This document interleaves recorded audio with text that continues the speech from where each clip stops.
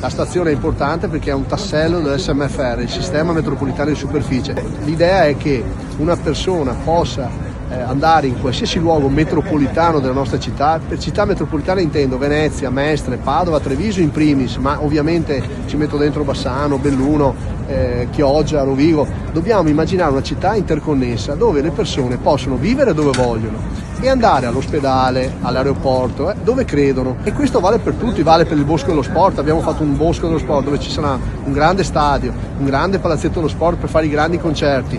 La gente della città metropolitana, stiamo parlando di almeno 2 milioni di persone, ecco perché penso che sia la grande città del futuro. E questo è fatto per i bambini. Ieri è stata inaugurata la nuova fermata ferroviaria alla Gazzera Mestre, presente il sindaco di Venezia e della città metropolitana Luigi Brugnaro, il presidente della regione Veneto Luca Zaia, l'assessore ai trasporti della regione Veneto Elisa De Berti, oltre a figure di spicco di Rete Ferroviaria Italiana e Trenitalia.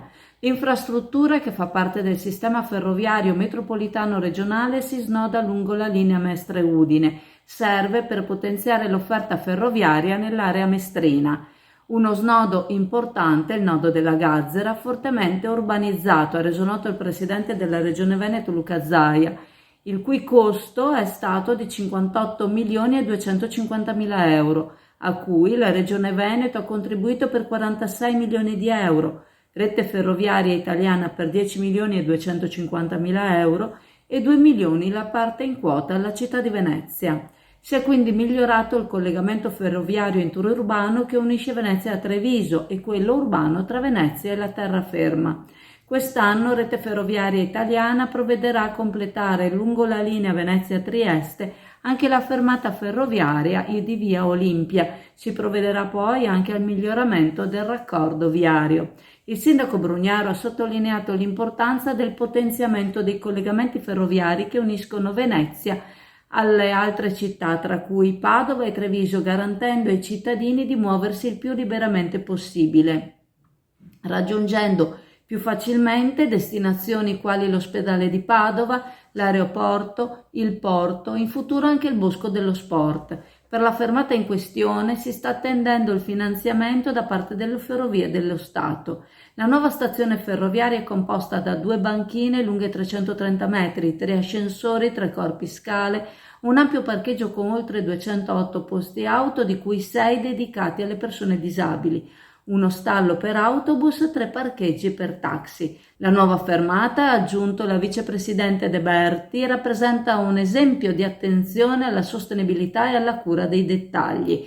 Le aree esterne della fermata sono state progettate per offrire il massimo comfort e praticità ai viaggiatori. Inoltre la fermata è provvista di servizi igienici ad uso esclusivo dell'utenza, situati nelle vicinanze del primo fronte di fermata. Beh sì, ce l'abbiamo fatta, e quindi la fermata di Gazzera approvata e realizzata, e poi ancora la fermata Olimpia, e questo significa essere molto vicini ai cittadini, evitare ai cittadini di raggiungere la stazione centrale di Mestre e approfittare di questa metropolitana di superficie, definiamola così.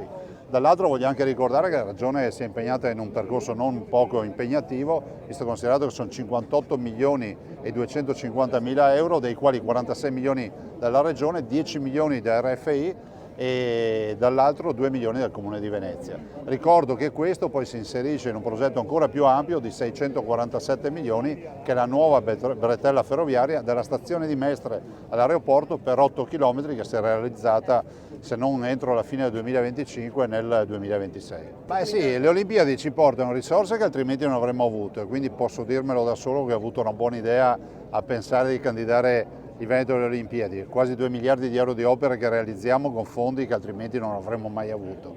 E dall'altro la velocità di fare queste opere, questo ci permette anche di essere molto più performanti, a differenza magari di stati, diciamo, di avanzamento ordinari in momenti di tranquillità. Le Olimpiadi impongono assolutamente un'accelerazione delle opere pubbliche. Dragster Italjet, motori ad alta prestazione 125, 200 e 300 cc, telaio fuori dagli schemi con un carattere unico, una guida emozionante, fari full LED, un urban superbike di cui ti innamorerai. Vieni a vederlo da SD Auto, Chioggia, Viale Stazione 36.